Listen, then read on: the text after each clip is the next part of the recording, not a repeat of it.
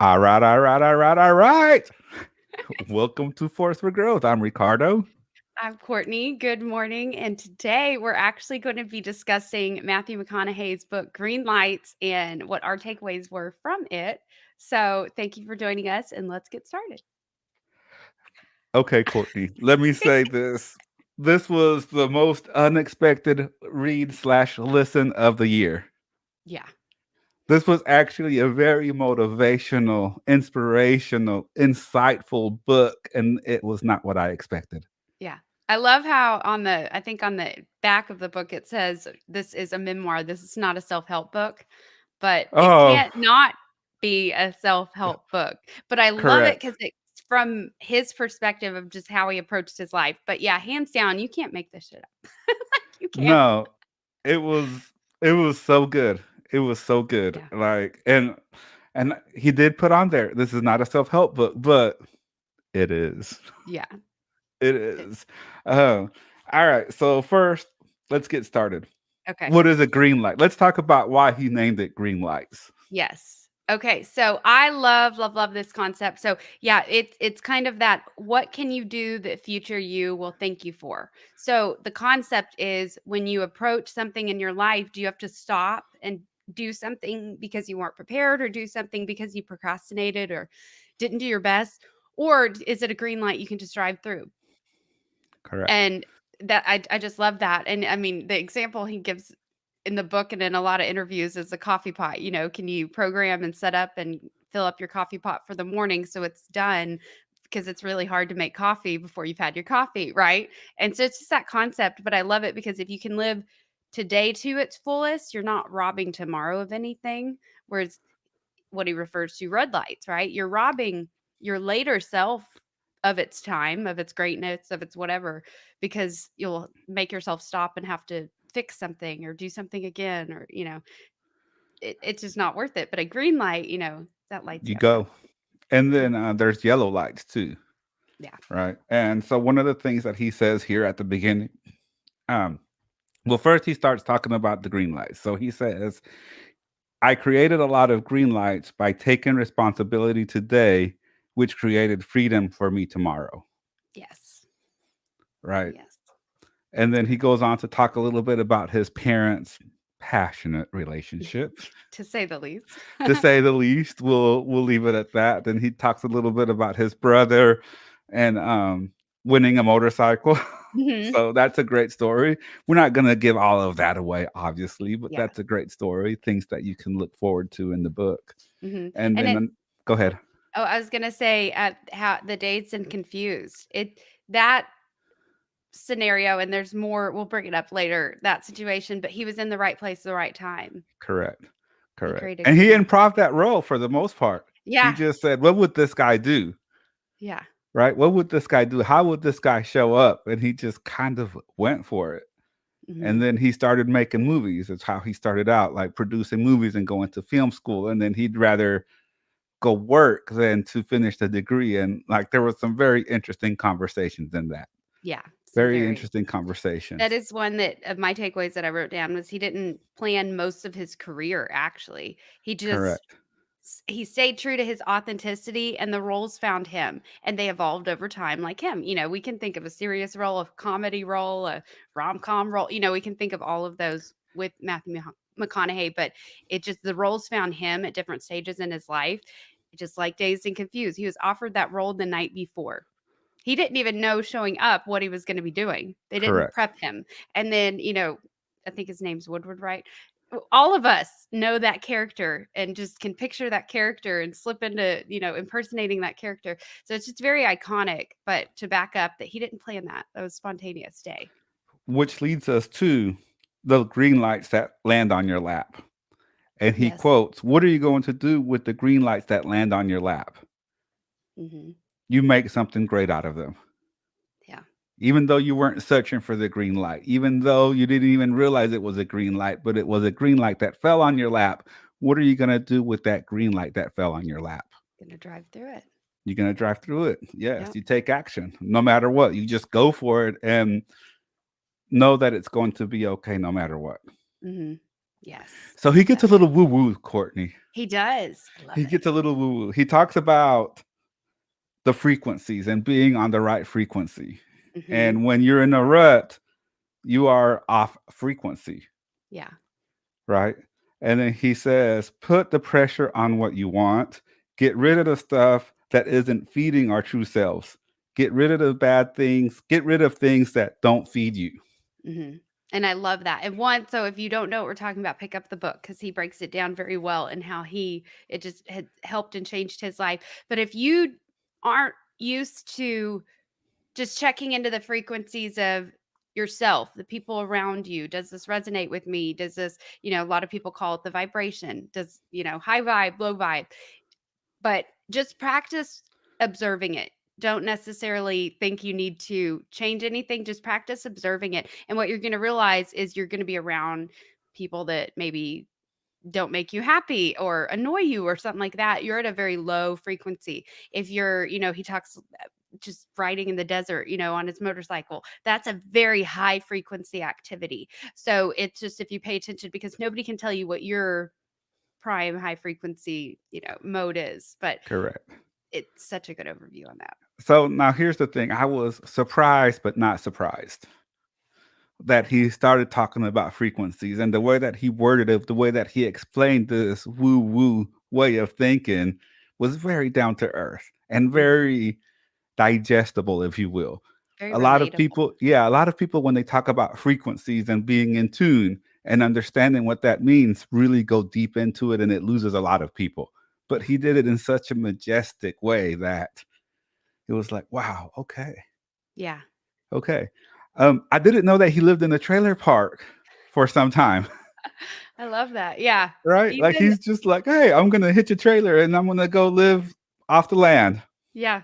Hey, Yeah, that's one thing. Well, my third takeaway. Yeah, the unplug. Or I also wrote down the point isn't to win, but to understand. There are so many times that even after he had gotten pretty big paycheck from, said movie or many of them, he'd just unplug and go to the desert for 2 weeks or go stay at this park for months on end, and he describes the people he met at the bar every night and these relationships he built, and I love it because not one part of that is about the money or success. no, None of that. And it's a richness of life that you can have wherever, in a trailer park. What an adventure. And the way he described the adventure of it. yeah. And when he got plugged into that trailer park community, they like stood up for him. Like Mhm. he ended up on an Indian reservation and the chief just said, hey, he's one of us. Yeah. And, he was telling the paparazzi to back off Yeah. and all this stuff. And then life goes on. He spends some time in with. We're not even like 1/3 of the book in yet, Yeah. Courtney. Like you guys are just gonna have to pick up the book because we're talking about the stories. And then he went to Switzerland for a little while. Mhm. And man, those stories were hilarious. Yeah.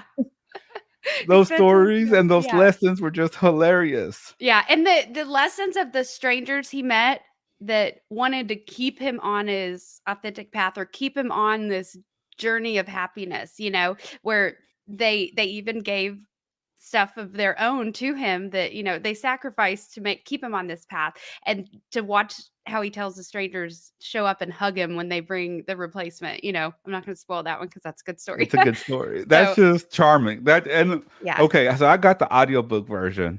And if you get the physical book, you have to get the audio book Yeah. because hearing it from him and his own voice, oh, Yeah. if he doesn't win a Grammy for this audiobook, there's something wrong with the world. I'm Yeah. just saying. I If he read or I doesn't, listened to the audio first, and I was like, "Oh, should I get a hard copy?" And I was like, "How can you top you story time can't. with Matthew McConaughey?" You can't. You can't. It's like Uncle Matthew sitting down by the fireplace and telling us a story. Mhm. So, I mean, if he doesn't win a Grammy for this, I'm done with the Grammys and the Recording Association. I like it. I I'm love done with it. I'm done with them. Let's see, which Uh, was your next takeaway? let's see.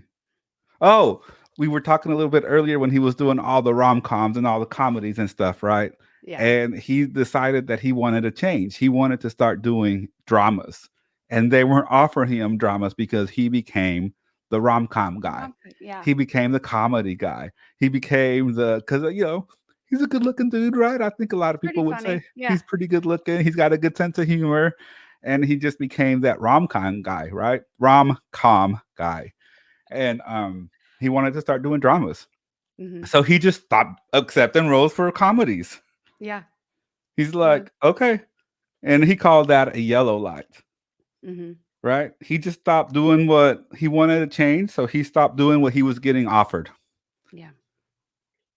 Done But and he done. knew something would come, like that confidence to just, "I'm just gonna hang out here," Correct. because he knows he's gonna be okay either way. What did we talk about the last episode? It's the faith is in himself, not that he's gonna get this next role to, keep his fancy lifestyle. It's him honoring him. And, that's when I jotted down was he uses his story, he never hid it. He doesn't hide it. He doesn't try to fit in or try to do this. He just literally is like, "You know what? I'm done with the rom-coms. Correct. Pause." And And then they waits it, and it watches. wasn't a stoplight. It wasn't a stoplight. I think a lot of people would make that a stoplight. Yeah. Like, okay, I want to do dramas, but I feel like I got to do these comedies because these are the roles that are coming in, and they would see that as a stoplight, as a red light. Yeah. And he's They like, would think nope. it would lose their relevance. And he knew he could just hold, pause, not lose his relevance as an actor and still get what he wants. When a lot of people give into that and they are under this trick that they have to fit into the box to get the next opportunity. Ooh, you create the next opportunity by your frequency and by staying in your authenticity, right? And he called that a yellow light Yeah. because it didn't come to a stop. It just was cautious and slowed down. Hmm. Ooh. Yeah. What else? What else do you have? Let's see. I loved the um he tells a story about how he had this truck and it was, I think this was in high school, but it was quite the lady magnet. And so he thought he'd capitalize on that and he went out and got a fancy red sports car, thinking the ladies would love it. And they didn't quite, it didn't have the effect he thought because the focus was more on the car, not him anymore. And so he actually went right back to the dealership and got his old truck and gave the car back. And so I really like that one. I was like, that's good because it's not we we often do a lot of things where we're like, "Oh, this will be so great." And we literally think we have to stick with it or that it's permanent and it's not. It's just literally it could be something we're like, "Whoops, oh, wipe off the board, let's try that again." And I like that he listened to the feedback.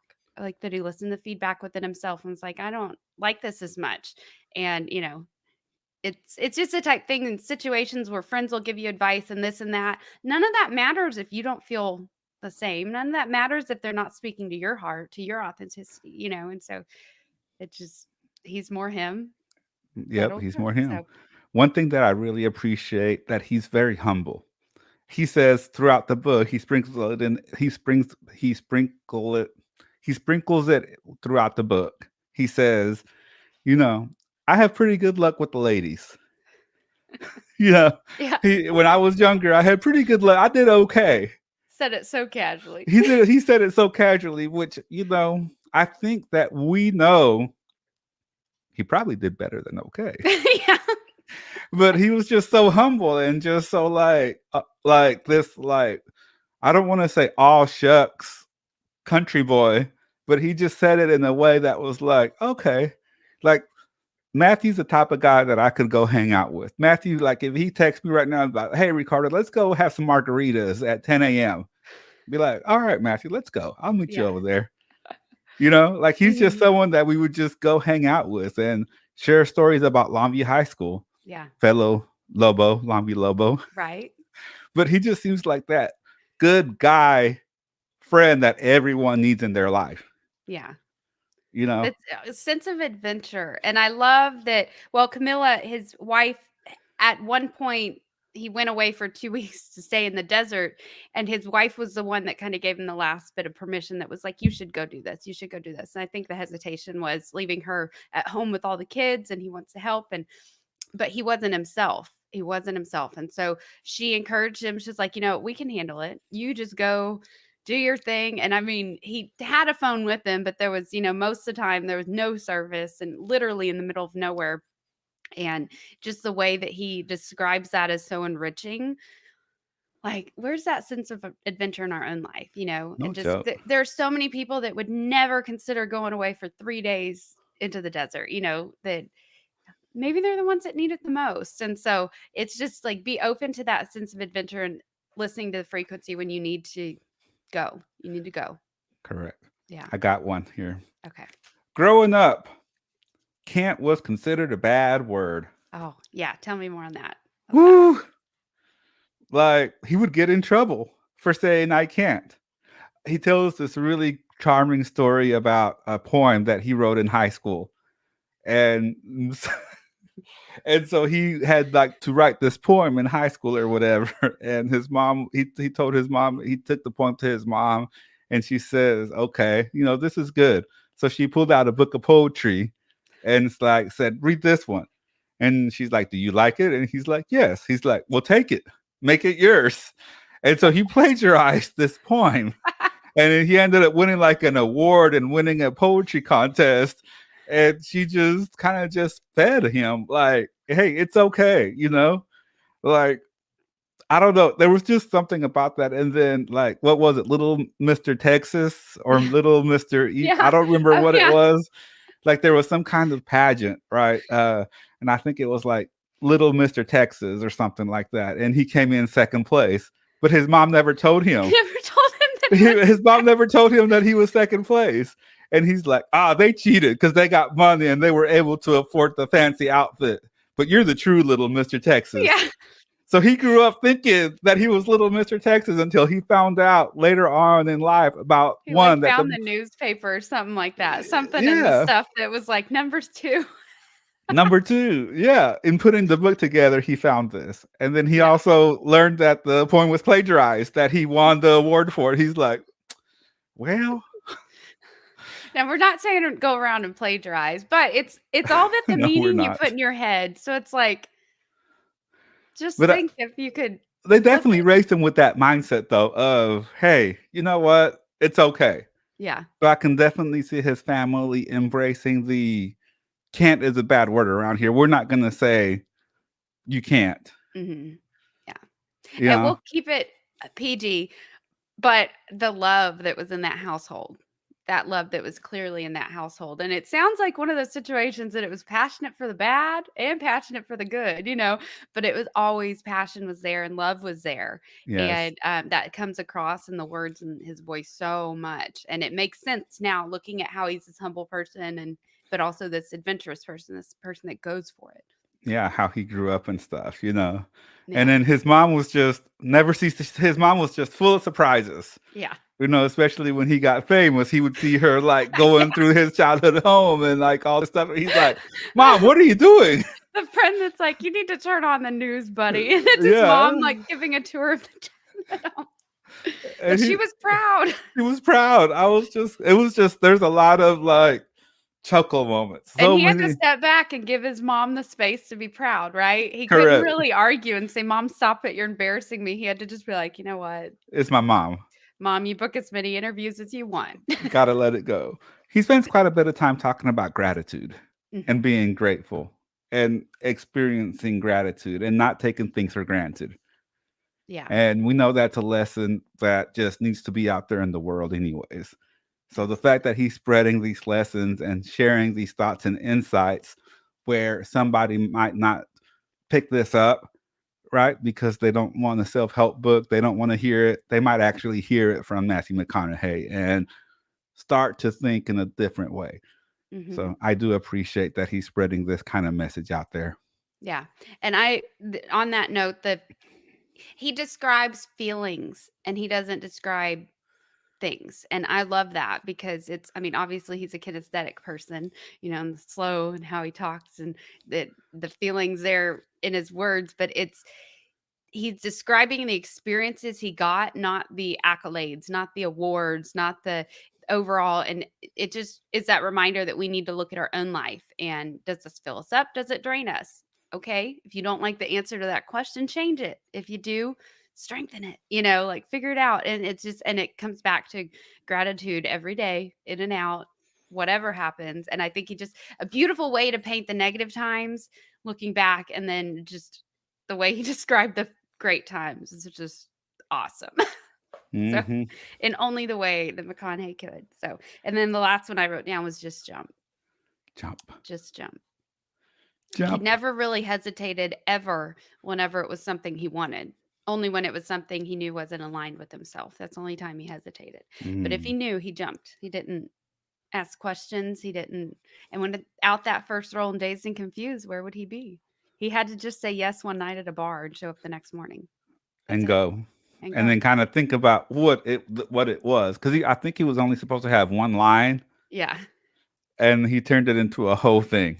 And it was improv. Yeah. Yeah, The yeah. whole thing was improv. Yeah. Beautiful story. Yeah. Okay, so here we go. Whew, I got my last one too. We're kind of zooming through this a I little know. bit. Um, we choose what the extra zero. We choose to want the extra zero. He's talking about finances here because we want those zeros, right? We want 4, 5, 6, 7 zeros. We choose to want the extra zero at the expense of the quality of our souls. Sorry, let me take a That's beat. okay. We choose to want the extra zero at the expense of the quality of our soul's account. It's Ooh. profound. You can feel the bank account and the soul account. Yes. Hashtag Wow. soul account. You Yeah. can, yeah, like you can feel the soul account. Doesn't that just give y'all more fuzzies? Like Yeah. And I mean, I don't know how much the man is worth, but he's got quite a few zeros in his bank account. probably a couple zeros. So I think he would know. But I think he's also very fulfilled with his soul account because he's doing things that fill his soul account and his bank account. He's Hmm. not just selling out. It's basically what he's saying. He's Yeah. not selling out for that extra zero Yeah. at the expense of his soul account. Do you think that's correlated? His Well, soul yeah. account filling up and yeah. I mean, we all probably know somebody who has a lot of money that's not happy, so that statistic isn't, but like for long-term accounts, keeping them all full, like they correlate. So how just step into your own self. I mean, it was a book about him taking another step into his own self and another step and every challenge the world presented to him, along the way.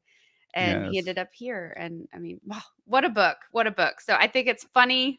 It's not a self-help book, It's not. but I took pages of notes myself. So Definitely a lots of pages, and I love that hashtag soul account. yeah. The other thing here is let's talk a little bit about the work that Matthew is doing. He's got a foundation, he's got a nonprofit, he's helping families in Texas after this winter storm.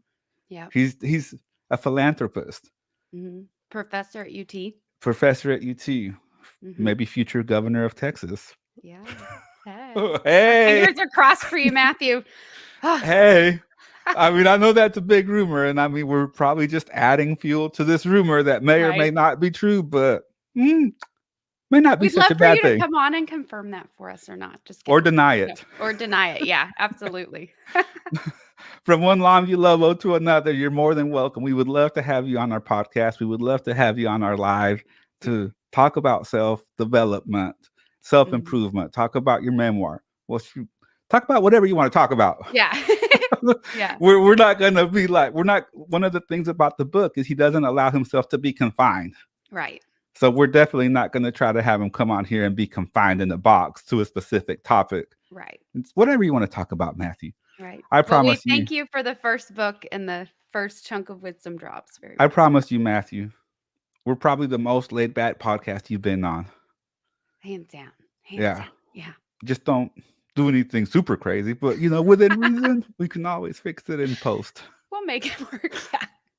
We'll figure it out. No limitations. Post editing exists for a reason, guys. It's all right. Correct. Oh man, great episode today. Make sure you go pick up Matthew McConaughey's Greenlights on Audible, Kindle, hardcover, all that kind of good If you stuff. do not have Audible yet, reminder, you can use the code Force for Growth and get 2 free books. But as well, you could pick up your free copy of Greenlights if you're not yet an Audible member. Correct. Go to forceforgrowth.com to get that offer. And there's absolutely nothing better than the audio version of this book. Yeah, it's Nothing. dynamite. And I'm telling you right now, he better win a Grammy for this audiobook.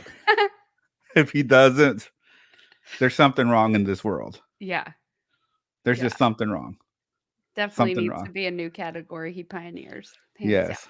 So definitely go pick up the book. Matthew, hit us up and let us know. We would love to have you on. Love you.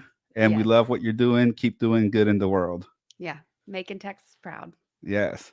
Thank you so much for tuning in. And remember to be a force for good A force for growth. and a force for greatness. Bye. Bye.